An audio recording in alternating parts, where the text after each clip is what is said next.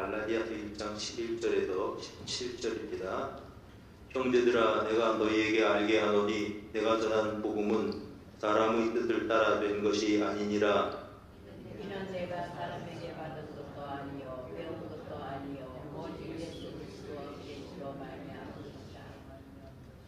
내가 이전에 유대교에 있을 때에 행한 일을 너희가 들었거니와 하나님의 교회를 심히 박해하여 멸하고 내가 예수를 좀 여러 영광을 유대인은 지혜를 대리선이 적게 하여 열심히 있었으나 그러나 내 어머니의 태로부터 나를 택정하시고 그의 은혜로 나를 부르시니가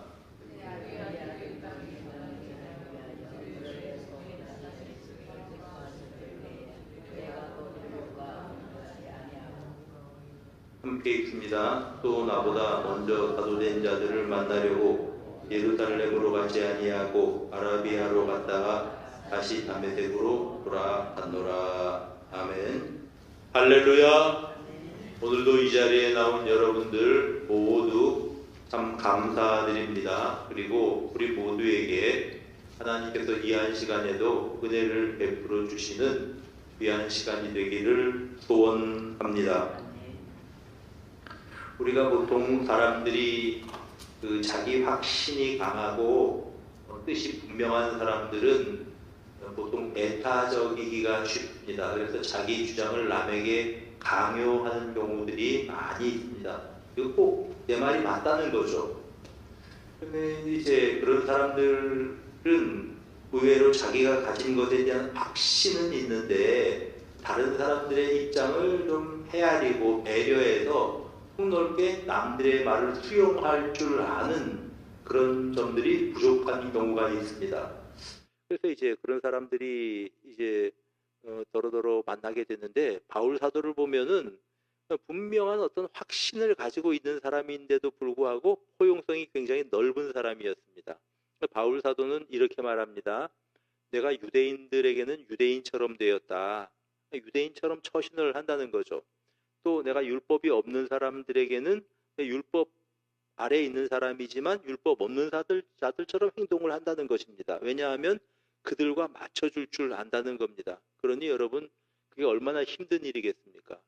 그런데 사실은 우리가 남들과 같이 살아갈 때 이 세상에서는 내 생각대로만 고집해서 되는 것만은 아닙니다. 남들을 이해해주고 용납해주고 포용해주는 그런 포용력이 필요하다고 하는 말입니다. 바울 사도를 보면 우리가 배우게 되는 게 바로 그런 포용력입니다. 그는 분명한 어떠한 자기의 확신을 가지고 있었습니다. 그의 자기의 확신은 무엇이냐 하면 복음에 대한 확신입니다. 진리에 대한 확신입니다. 그래서 그는 무엇라고 표현했습니까?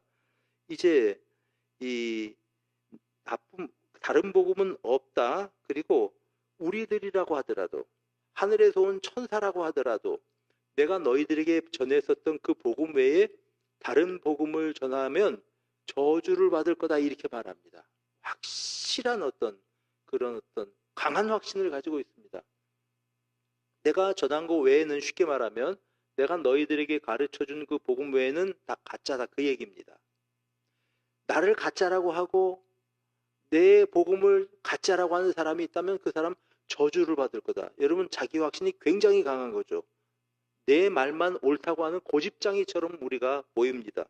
그런데 그럼에도 불구하고 그렇게 말했던 그런 바울 사도가 이제 11절에 보니까 형제들아 이렇게 말합니다. 여러분 바울 사도와 이 갈라디아 지역의 교회들이 어떤 관계입니까? 바울 사도가 복음을 전해서 갈라디아 지역의 교회들이 세워지게 되었습니다. 그들에게 복음을 전했고 갈라디아 지역에서 1차 전도 여행을 보면 그가 전도 여행을 다니며 회당에서 가르쳤고 그러다가 기적이 일어나기도 했고 그런 과정을 통해서 교회들이 세워졌습니다. 그런데 그가 이제 2차 전도 여행을 하면서 똑같은 갈라디아 지역을 다니게 됩니다. 더베나 루스드라나 안디옥이나 이런 곳들이요. 그런데 거기서 이상한 김새를 발견을 한 겁니다. 분명히 바울 사도가 복음을 전해서 전도를 하고 어떤 사람들은 세례를 주고 어떤 교회들은 세우고 교회를 세웠는데 그 사람들 가운데에서 바울이 전한 복음이 너무 좁다, 그냥 너무 폐쇄적이다 이렇게 주장하는 사람이 있습니다. 그러니까 어떻게 된 일인가 바울 사도가 이제 추적을 해 들어가 보니 예루살렘에서 온 사람들 가운데 이제 자칭 교사라고 하는 사람들이 이런 걸 가르쳤습니다. 바울 사도는 예수 그리스도 그분만 믿어야지 구원을 받는다고 하는데 그렇지 않다. 원래 우리 유대인들은 전통적으로 율법을 지켰는데 예수도 믿어야 되지만 할례도 받아야 된다. 이런 사람들이 생겨났다는 겁니다. 여러분, 할례 받는 것 자체가 나쁘다는 얘기 아닙니다. 근데 이제 할례를 구원의 조건에 걸기 시작했다는 거죠. 그러면 말하자면 예수 그리스도를 믿어야 된다는 그 구원에 이제 물을 타버린 겁니다. 그걸 희석시켜버리는 사람들이 생겨났다는 겁니다. 그리고 그들이 이제 자기들의 어떤 주장을 뒷받침하기 위해서 한 이야기가 이런 이야기입니다. 바울은 사도가 아니다. 여러분, 사도는 어떤 사람이 사도입니까? 유대인들이 생각할 때는 예수님이 이 공생의 생활을 하실 때 불러서 그들을 12를 세우셨고, 이스라엘 12지파를 상징하는 숫자죠. 12를 세우셔서 그들을 사도라고 말씀하시고 그들을 보내서 교회를 세우게 하셨습니다. 그 12명만 사도지, 바울 사도는 예수님을 공생애로 생활을 하실 때 예수님을 직접 만나본 적도 없는데 그 사람이 무슨 사도냐. 그 사람이 가르친 거는 이제 그 복음은 반쪽짜리 복음이다. 할례도 받아야 돼. 율법도 행해야 돼. 절기도 지켜야 돼. 그게 맞는 거야.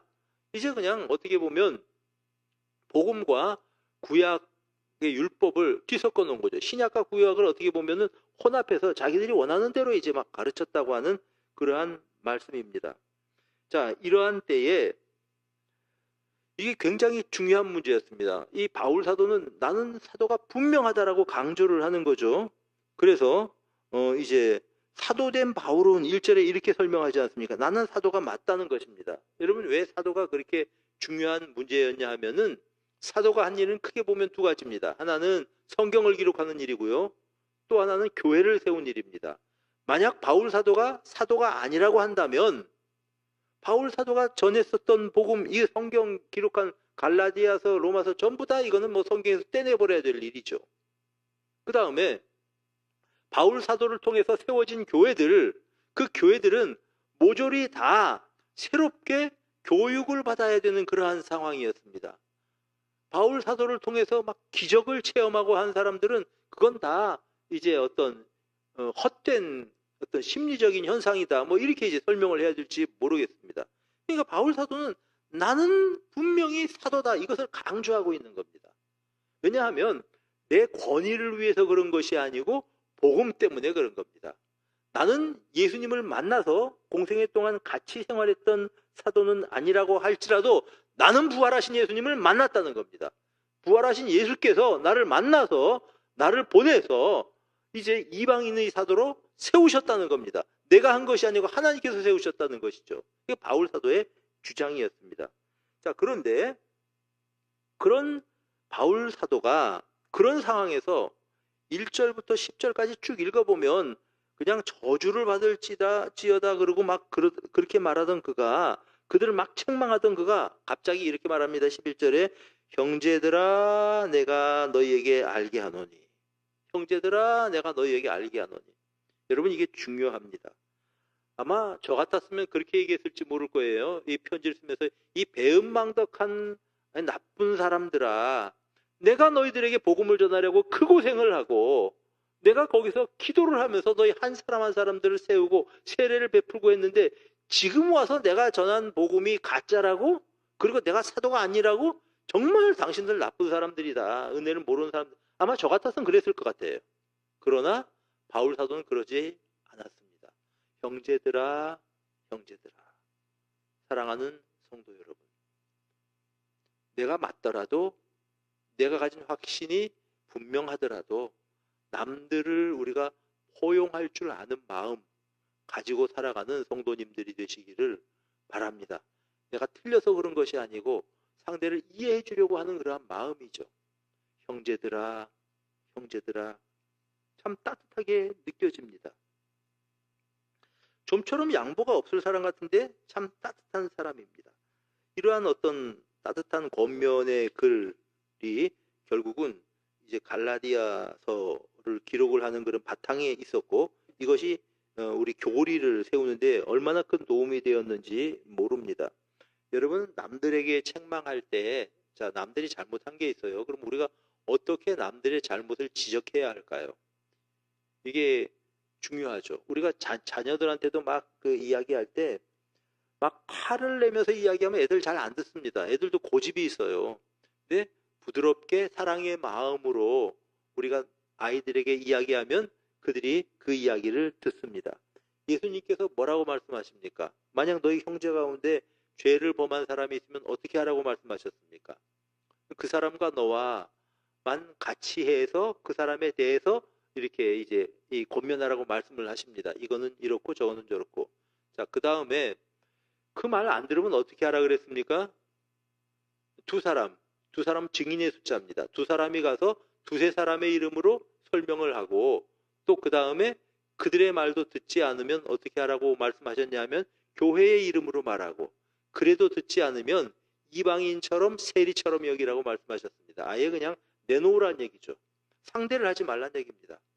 교회의 권위도 무시하면 더 이상 뭐 사람 말을 안 들을 사람이니까 그냥 내놓으라고 말씀하셨습니다. 그럼 무슨 말인 거 아니? 암만 잘못한 사람이 있어도 권면하고, 또 두 사람 가서 그렇게 하면 안 된다고 권하고, 또 그래도 안 되면 교회의 이름으로 말하고. 그래서 우리 주님께서는 사람에 대한 배려와 이해를 우리들에게 가르쳐 주셨습니다. 우리가 교회 생활을 하면서 이런 부분들이 필요합니다. 그래서 우리들이 다른 사람들을 보고 이제 포용할 수 있는 그런 넓은 마음으로 살아가는 우리들이 다 되기를 바랍니다. 자, 그런데 그러면서 그렇게 따뜻하게 이야기하면서 그가 그렇게 말합니다. 12절, 11절. 내가 전한 복음은 사람의 뜻을 따라 된 것이 아니니라. 사람의 뜻을 따라 된 것이 아니다. 12절에 여기에 따라서 대조되는 표현이 오직 예수 그리스도의 계시로 말미암은 것이다. 사람의 뜻을 따라 된 것이 아니라 계시로 말미암았다. 이렇게 설명을 합니다. 사람의 뜻을 따라서다가는 것은 사람에게 받은 것도 아니고 배운 것도 아니다. 이렇게 말씀을 하고 있습니다. 복음은 사람에게서 배운 것이 아니라고 그렇게 말씀을 합니다. 그러면서 이 복음은 뭐냐 하면, 복음은 우리가 설명을 이렇게 할 수 있습니다. 이제 예수 그리스도에 대한 내용인데 로마서 1장 2절 말씀입니다. 우리 한번 읽어볼까요? 로마서 1장 2절 시작. 이 복음은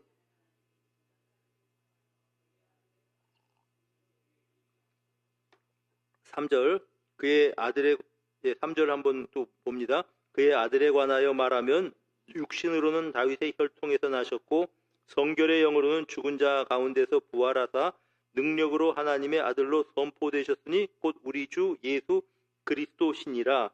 여러분, 그 아들 예수 그리스도는 다윗의 혈통에서 나셨다. 죽은 자 가운데서 부활하셨다. 성결의 영으로 그분이 예수 그리스도시다. 여러분, 이 복음은 구약의 선지자들을 통해서 말씀하셨고, 또한 이제 그의 아들이 나타나셔서 우리에게 보여준 그것이 복음, 예수 그리스도의 하신 일이 복음이다라고 하는 그런 말씀입니다. 근데 이것을 바울 사도는 사람에게 받은 것도 아니고 배운 것도 아니고 계시로 말미암은 것이다, 이렇게 말씀을 하고 있습니다. 여러분, 일반적으로 종교는 사람들이 이제 어떤 인간의 종교적인 본능을 이제 충족시키기 위해서 만든 겁니다. 여러분, 하나님께서 우리 인간들을 만드실 때에 피조물로 만드셨기 때문에 절대자이신 하나님과 관계를 맺고 살아갈 수 있도록 그렇게 만드셨습니다. 그런데 우리가 하나님의 모습을 잃어버리게 되니까 사람들이 나름대로 종교를 만들었어요. 그래서 이제 여러 가지 우상을 세워놓고 절하기도 하고 우상을 세워놓고 그것을 신성시하기도 하고 그런 모습을 보게 됩니다. 요즘에는 참 없어져서 좋던데요. 아난티코브가 들어있는 그 자리에 예전에 가보면 거기는 완전히 굿땅이었습니다. 아침에 가고 이제 좀 일찍 가보면 맨날 거기 이제 북치고 장구치고 지저분하게 너덜너덜 걸어놓고 이게 그 많았거든요. 그거 보면서 참 그런 생각을 해봤습니다. 이야, 정말 저 해를 보고 사람들이 해를 보고 뭔가 구하는구나, 기도를 하는구나, 자기들 나름대로요. 참 어리석죠, 사람이. 하나님이 빠져버리니까 하나님 대신에 해를 보고 뭐 하나님처럼 섬기기도 하고 또 이렇게 뭐 부적을 가져다 놓기도 하고 어쨌든 그런 것이 인간들이라고 하는 말씀입니다. 그러니까 인간이 참 어리석다 그런 생각을 해 보았습니다.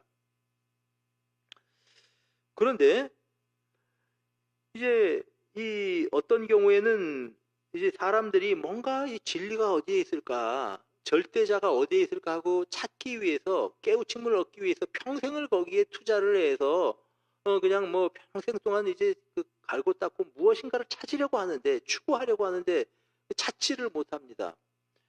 여러분 이 힌두교에 보면 사두라고 하는 사람들이 있는데 진리를 찾는 사람들이래요. 그들은 별의별 고행을 하면서 평생 살아갑니다. 왜냐하면 진리를 찾기 위해서, 뭔가를 찾기 위해서, 깨달음을 얻기 위해서 그런 일을 한답니다. 그러니까 뭐 그냥 이상한 자세를 하고서 뭐 그냥 있기도 하고 그런 사람들이 수두룩하게 많대요. 그 이제 힌두교 신자들 가운데 평생을 바쳐서 뭐 고행을 하고 그러면서 뭐를 찾으려고 한답니다. 고행을 한다고 해서 이게 찾아지는 것이 아니라고 하는 말씀입니다. 진리는 사람의 뜻으로 사람에게 배운 것, 사람에게서 나타난 것이 아니고 예수 그리스도의 계시로 말미암은 것이다. 우리는 예수 그리스도를 믿습니다. 우린 진리이신 그분을 확실히 우리는 믿습니다. 발견했습니다. 발견되었습니다. 우리가 그분 안에서. 사람이 한 게 아니라는 거죠. 열심히 뭐 공을 들이고 치성을 하고 다 쓸데없는 짓들입니다. 여기 보니까 이제 사람에게 받은 것도 아니고 배운 것도 아니고 계시로 말미암은 것이다 라고 우리에게 일러주시고 있습니다. 그러면서 13절 자신의 과거에 대해서 말하죠. 내가 이전에 유대교에 있을 때에 행한 일은 너희가 들었거니와 하나님의 교회를 심히 박해하여 멸하고 동족 중 여러 영갑자보다 유대교를 지나치게 믿어 내 조상의 전통에 대해서 열심히 있었다. 그렇게 말합니다. 여러분, 바울 사도는 자신에 대해서 뭐라고 이야기했습니까? 나는 원래는 이제 이 복음에 대해서 나사렛 이단 예수를 메시아라고 믿는 사람들을 세상에서 없애려고 노력했던 사람이다. 나는 비방자고 박해자고 포행자였다고 그렇게 고백합니다. 비방자라고 하는 말은 이제 모욕하는 사람이라고 하는 뜻입니다. 예수 믿는 사람들을 막 모욕했죠. 막 비난하고 욕하고 또 이제 박해자라고 하는 뜻은 뒤쫓는다고 하는 뜻입니다. 그는 예수 믿는 사람들을 쫓아가서 체포해서 잡아왔던 사람입니다. 비방자요, 또한 이제 박해자요, 폭행자였다. 폭력을 써서 그들을 공격했었던 사람이라고 그는 그렇게 말하고 있습니다. 그런 그가 이제 하나님의 사도가 되었다고 하는 것입니다. 그건 어떻게 된 것이냐면은 내가 찾아서 그런 것이 아니고 배워서 된 것도 아니고 그것은 내가 이제 열심히 그 15절 내가 내 어머니 태로부터 나를 택하시고 그의 은혜로 나를 부르신 이가 택하시고 부르신 그분께서 이제 나를 하나님의 자녀로 삼아 주셨다고 그렇게 고백을 하고 있는 겁니다. 그러니까 이 신앙의 그 뿌리는 내게 있는 것이 아니고 하나님께 있다는 것이죠. 내가 사도가 된 것도 역시 내가 된 것이 아니고 하나님께서 사도로 나를 불러주셨다고 고백을 하고 있는 것입니다. 사랑하는 여러분, 우리가 하나님의 자녀가 된 것도 역시 마찬가지입니다. 뭐 어떤 우리가 열심히 해서 하나님의 자녀가 된 것이 아니고 우리는 하나님께서 불러주셔서 하나님의 자녀가 되었습니다. 이 바울 사도가 얼마나 이제 좀 어떻게 보면 무지한 사람인지 어떻게 보면 얼마나 잔인한 성격을 가진 사람인지 한번 보세요. 스데반 집사님이 그가 죽는 것을 자기 앞에서 보았습니다. 하나님의 말씀을 증거하면서 또 이제 사람들에게 돌을 맞아 죽어가면서 그냥 피가 터지고 뭐 이런 고난 가운데에서 그가 막 돌로 맞아가면서 이 죄를 저들에게 돌리지 마옵소서. 그런 말을 듣고서 아마 마음이 좀 흠칫했겠죠. 그러면서도 죽어 마땅하다고 생각을 했던 사람이 바울 사도였습니다. 그리고 또한 저렇게 예수를 믿는 사람들은 우리 공동체에서 우리 유대교를 위해서는 저런 존재들은 뿌리 뽑아서 죽여버려야 된다고 생각했습니다. 그런 존재들입니다. 그래서 공문을 가지고 다메섹으로 가지 않았습니까? 바로 그런 사람이 바울 사도였습니다. 그런데 바울 사도가 그에게 우리 주님께서 나타나신 거 아닙니까? 사울아 사울아 내가 왜 나를 박해하느냐? 누구십니까? 나는 예수다. 네가 박해하는 그 예수다. 그러면서 네가 아나니아에게로 가라. 하나님께서 말씀을 주셔서 아나니아에게로 가서 안수받고 눈을 뜨고 그리고 또 하나님께서 그에게 사명을 주셨습니다. 그런 과정을 통해서 그가 이제 예수를 믿게 되었다라고 하는 것입니다. 그러니까 그는 내가 사도 된 것은 하나님께서 사도로 삼아주신 것이지 사람에게서 배운 거 아니다. 이렇게 설명해 주고 있는 것을 보게 됩니다. 여러분 우리가 신자가 된 것은요. 그것은 어떤 과정을 통해서 우리가 신자가 되었든지 간에 하나님께서 우리를 불러주신 과정입니다. 어떤 사람은 보면은 이제 어떤 분 설교할 때 그렇게 설교를 하는 분이 얘기를 들어봤어요. 원주에서 목회하는 목사님인데 자기가 왜 예수를 믿게 됐냐 그러면요. 그분은 고등학교 다닐 때 예전에는 왜 이렇게 그 여학생을 만날 수 있는 먼발치에서라도 볼 수 있는 데가 교회밖에 없었거든요. 그래서 교회를 나갔대요. 여학생 한번 이렇게 이제 가까이서 같이 얼굴이라도 보려고 말하자면.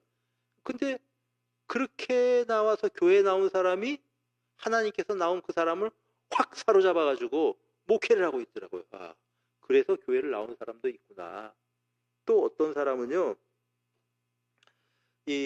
어떤 선교사님은 이제 외국인인데 그분은 영접 기도를 했습니다.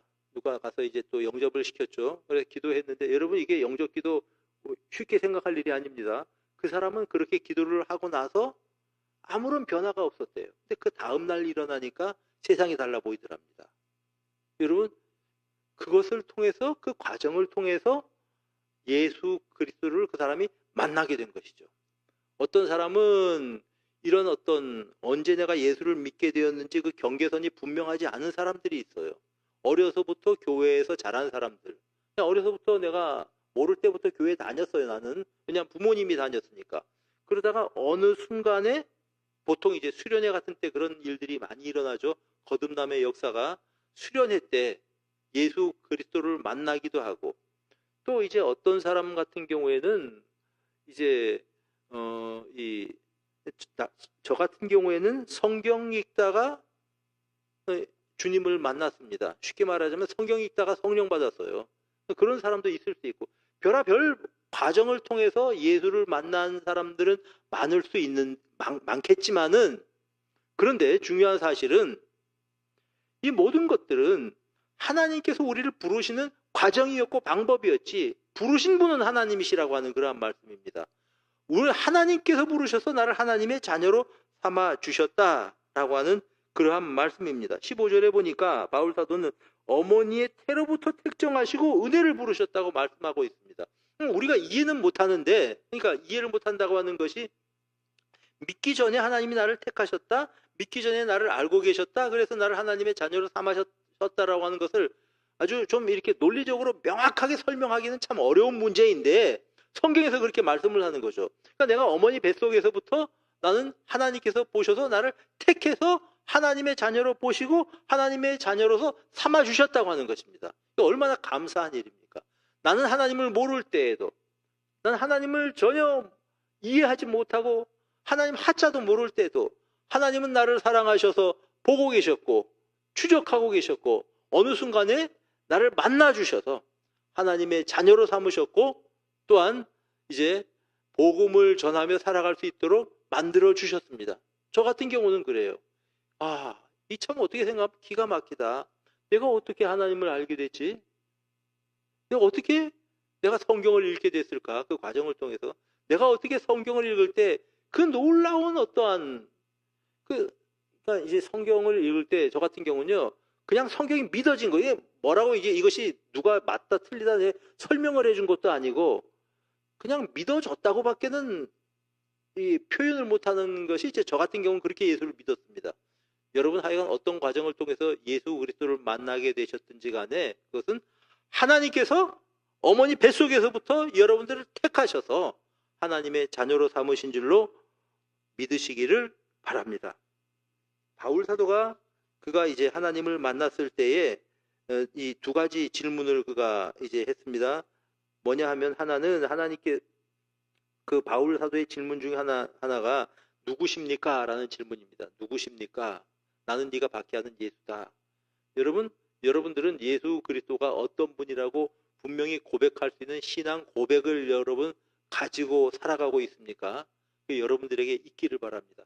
예수는 여러분에게 어떤 분이십니까? 예수는 여러분과 어떤 관계를 가지고 있습니까? 예수 그리스도 그분과 여러분들은 어떻게 살아가고 있습니까? 관계를 맺고 여러분들은 예수 그리스도는 나의 주님이시다, 나의 하나님이시다 이렇게 고백하면서 우리가 살아가고 있는 것입니다. 그래서 우리는 예수는 내 주님이시다 그렇게 우리는 믿고 살아갑니다. 누구십니까? 나는 네가 박해하는 예수다. 너 박해받는 그 사람들이 그 나사렛 이단의 괴수라고 너희들이 손가락질하는 그 사람들이 믿는 예수다. 그 사람들이 믿는 그 대상인 예수 바로 나다. 이렇게 이제 그 말씀을 하신 것입니다. 주여 누구십니까?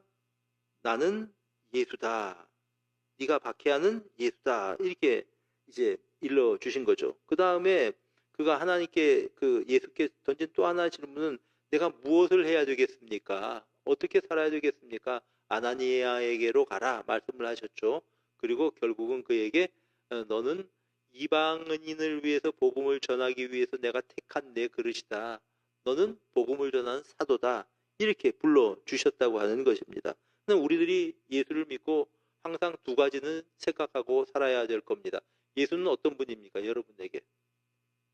여러분 한번 물으시고 대답하고 또 하나 우리가 이제 염두에 두고 살아야 될 것은 내가 주님과 함께 살면서 무엇을 해야 됩니까? 예수 믿는 사람으로 무엇을 해야 됩니까? 여러분 물으면서 그 물음에 대해서 답을 가지고 살아야 할 것입니다. 오늘 내가 주님을 위해서 무엇을 해야 될까?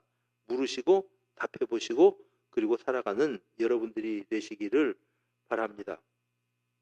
그는 이렇게 이제 사도가 되어서 그는 이제 쭉 보면 혈육과 의논하지 않고 16절 그리고 예루살렘으로 가서 사도들과 만나지 않고 아라비아로 갔다가 다시 다메섹으로 돌아왔다라고 그는 그렇게 설명하고 있습니다. 이렇게 준비하고 결국은 이제 복음을 위해서 쓰임 받은 그러한 하나님의 사람이 되었다라고 하는 것입니다.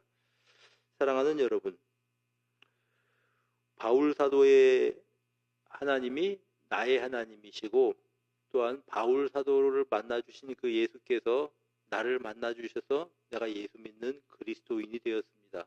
그렇다면 바울 사도가 질문했던 그 질문을 나도 한번 가지고 내가 무엇을 하며 살아야 되는가, 예수가 어떤 분인가 묻고 그 대답을 내 마음속에 간직하고 그리고 또한 내가 주님을 위해서 살아갈 수 있는 그런 하나님의 사람들이 다 되시기를 우리 주님의 이름으로 축복합니다.